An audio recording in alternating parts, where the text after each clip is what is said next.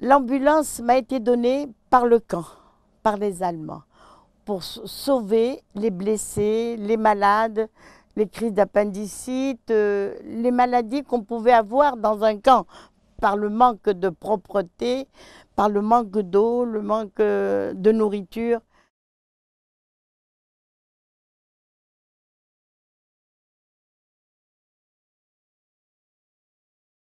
Je déposais tous les matins. Mon laissez-passer disait 2, mais moi j'en avais 7, 8.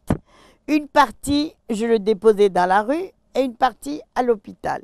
Et un jour, le commandant de l'hôpital m'a dit, mademoiselle, vous nous apportez 3, 4 fois par jour des malades qui ne sont même pas malades. Nous n'avons plus de place.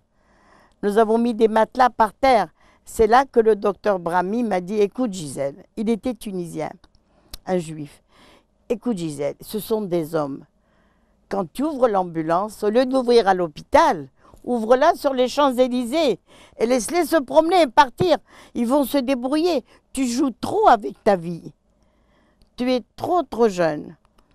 J'ai dit bon, j'ai fait ça 2, 3 fois. Après, je me suis habituée, c'était plus facile. Alors, c'était plus des malades que l'ambulance transportait, c'était des évadés du camp.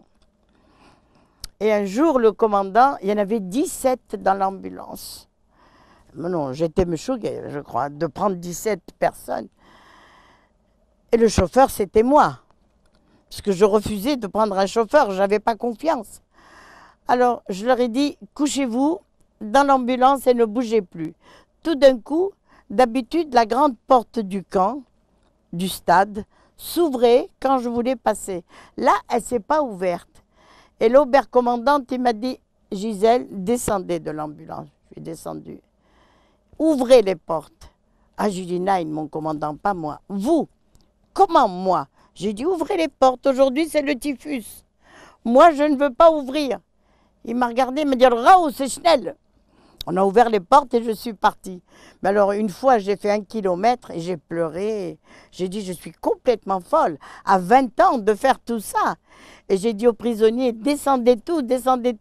Je ne veux plus vous voir. Débrouillez-vous, faites ce que vous voulez. Il y en a un qui est venu m'embrasser en pleurant.